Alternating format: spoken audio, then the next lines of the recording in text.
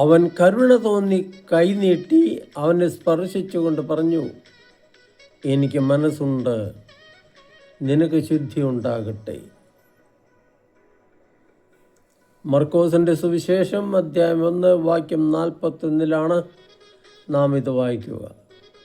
പശ്ചാത്തലം ഇതാണ്.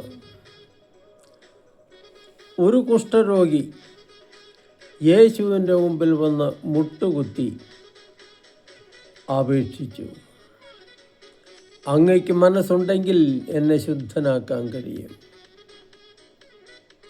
കുഷ്ഠരോഗികൾക്ക് സമൂഹത്തിൽ സ്ഥാനമില്ലായിരുന്ന കാലം, ജനമധ്യത്തിൽ അവർക്ക് വരാൻ പാടില്ലായിരുന്നു. അവിടേക്കാണ് ഈ കുഷ്ഠരോഗി ഒളിച്ചും പാത്തും വന്നത്.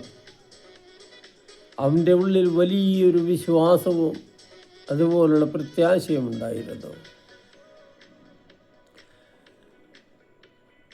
കുഷ്ഠരോഗികളെ സ്പർശിക്കുക, അവനും കുഷ്ഠരോഗിയെപ്പോലെ അശുദ്ധനായി മാറാം. അങ്ങനത്തെ ഒരു കാലം.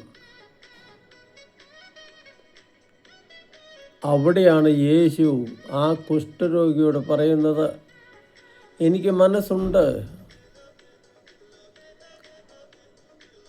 നീ ശുദ്ധി പ്രാപിക്കുക. സ്പർശിച്ചുകൊണ്ടാണ് യേശു പറയുന്നത്. കുഷ്ഠരോഗിയെ തൊടാൻ പാടില്ല. ഇവിടെ യേശു അവനെ തൊട്ടുകൊണ്ടാണ് പറയുന്നത്, നിനക്ക് ശുദ്ധി ഉണ്ടാകട്ടെ. സ്നേഹവും കരുണയും